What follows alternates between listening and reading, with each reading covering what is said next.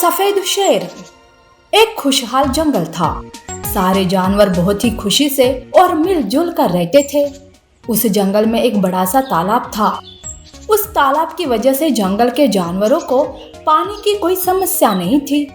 सारे जानवर उस तालाब पर जाकर अपनी प्यास बुझा लेते थे। पर एक दिन उस तालाब में एक खतरनाक मगरमच्छ आता है। वो देखता है कि तालाब में कोई ना कोई जानवर आते जाते रहता है। तब वो सोचता है, अरे वाह, ये जंगल तो जानवरों से भरा पड़ा है। आज यहाँ आकर मैंने अच्छा किया। अब आसानी से अपना पेट भर सकता हूँ मैं यहाँ पर। मगरमच्छ खुद के लिए बहुत खुश हो जाता है। तालाब पर एक हिरन पानी पीने आती है। तब वो मगरमच्छ उस पर हमला बोल देता है और उसे पकड़कर पानी के अंदर चला जाता है।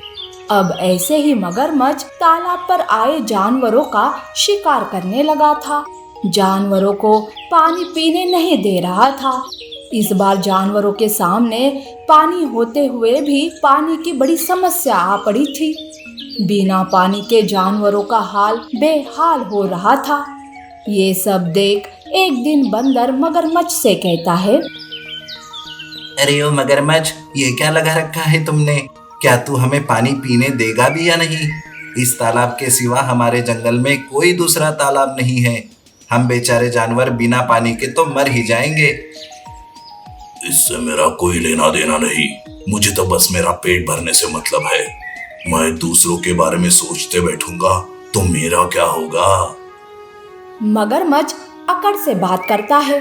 उसे पता था कि पानी के लिए जानवर जाएंगे तो कहाँ जाएंगे। उन्हें तालाब के पास कैसे भी आना ही था। मगरमच्छ जब देखो तब पानी पीने आने वाले जानवरों को मारने लगा था। जानवर उसकी इस हरकत से बड़े परेशान हो चुके थे। एक दिन वो सारे इकट्ठा होकर बातें करते हैं। अरे, जब से ये मगरमच्छ तालाब में रहने आया है तब से सबका जीना हराम हो गया है। हाँ, अब कब तक हम ऐसे ही प्यासे रहेंगे? पानी के बिना बच्चों का तो हाल नहीं देखा जा रहा है। हाँ, मतलब पानी पीने गए तो भी मौत और ना पिए तो भी मौत।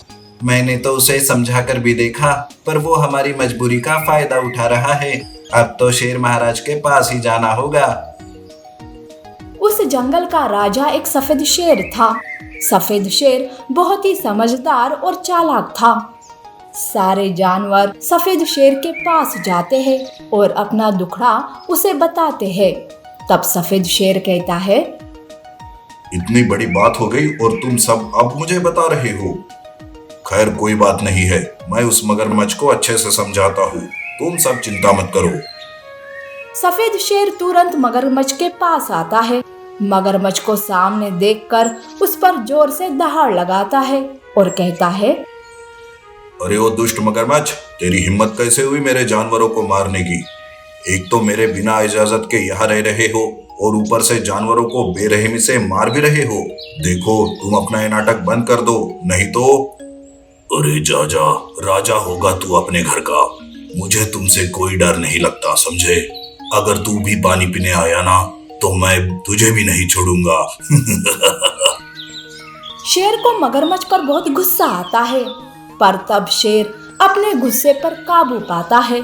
शेर को तालाब के आसपास बाम्बू के पेड़ दिखाई देते हैं। उन्हें देखकर तुरंत शेर के दिमाग में एक आइडिया आता है। ठीक है मगरमच्छ, अब कोई भी जानवर तेरे हाथ नहीं मरेगा और ना ही बिना पानी के।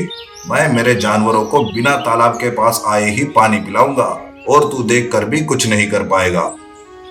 बाम्बू अंदर से खोखले होते हैं। शेर खुद से उन बाम्बू के पाइप्स बनाता है। बाम्बू पाइप्स का एक कोना पानी में डालकर दूसरे कोने को तालाब के बाहर दो लकड़ियों के साथ जोड़ देता है, जिससे बाम्बू पाइप से पानी ऊपर आने लगता है।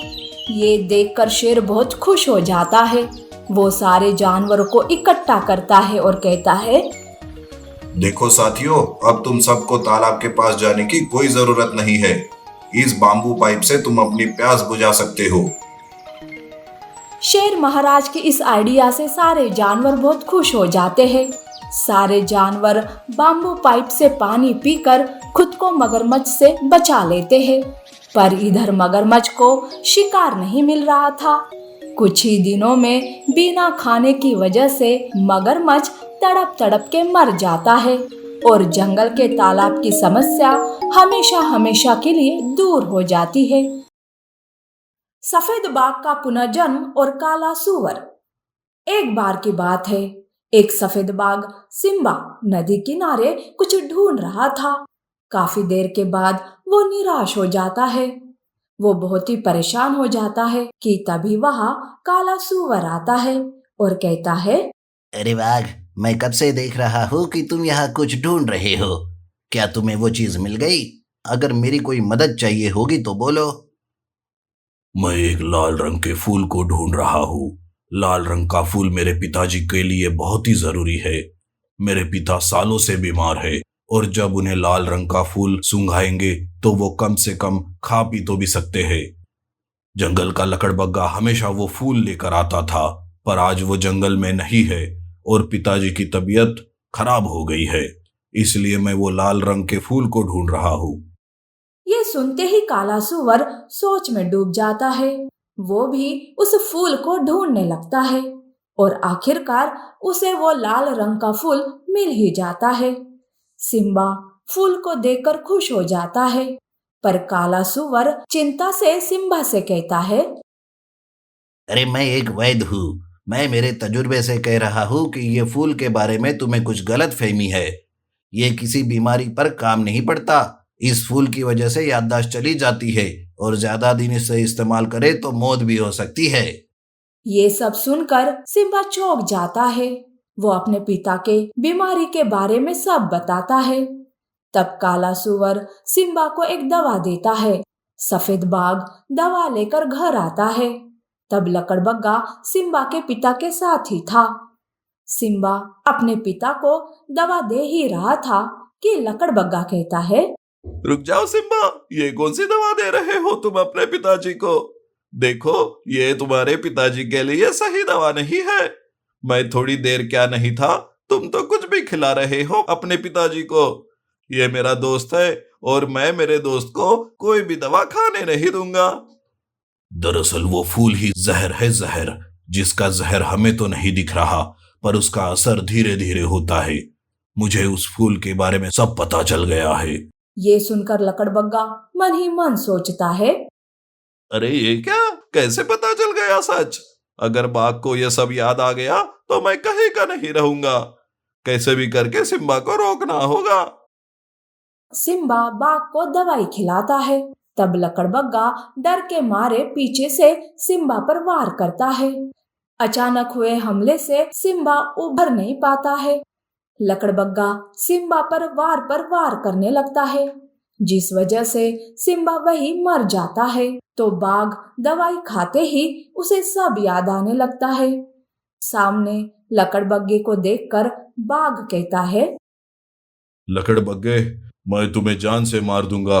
तुमने मेरे परिवार को मुझसे छीना है, अब मैं तुम्हें छोड़ूंगा नहीं। है, आखिरकार तू होश में आ ही गया। 1 साल से मेरा राज सबसे छुप कर था। तुम्हारे होते हुए मैं राजा नहीं बन सकता था, इसलिए मैंने तुम्हें रास्ते से हटाने का यह प्लान बनाया था। देख अपने बेटे सिम्बा को, अब वो इस दुनिया में नहीं रहा, अब तू भी उसके पीछे जाएगा। बाघ सिम्बा के पास जाता है और वो रोने लगता है। हे भगवान, ये क्या किया तुमने मेरे बेटे के साथ? आज तक मैं होश में नहीं था और जब मैं होश में आया तो ये दिन देखना पड़ रहा है। लकड़बग्गा हंसते हुए बाघ पर भी हमला करता है। उन दोनों में लड़ाई शुरू हो जाती है कि इसी बीच वहां काला सूअर आता है। काले सूअर के पास ऐसा पानी था जिससे मरा हुआ भी फिर से जिंदा होता था। काला सूअर बिना समय गवाए वो पानी सफेद बाघ पर डालता है। जैसे ही पानी सिम्बा पर पड़ता है, अचानक से बिजलियां चमकने लगती है और साथ साथ सिम्बा के मरे हुए शरीर में जान वापस आ जाती है। इस तरह से सिम्बा का पुनर्जन्म हो जाता है। तब काला सुअर कहता है, मुझे पहले से इस लकड़बग्गे पर शक था, इसलिए मैं ये पानी लेकर यहाँ आया। अब तुम इस लकड़बग्गे को मार दो सिम्बा। इस लकड़बग्गे की ये सारी चाल थी ताकि तुम्हारे पिता मर जाए और वो खुद इस जंगल का राजा बन जाए। सिम्बा लकड़बग्गे पर हमला करता है। इस बार लकड़बग्गा सिम्बा को हरा नहीं पाता है और वो सिम्बा के हाथों मारा जाता है। इस तरह से बाघ ठीक हो जाता है और अब वो जंगल का नया राजा सिम्बा को बनाता है और खुशी खुशी रहने लगता है।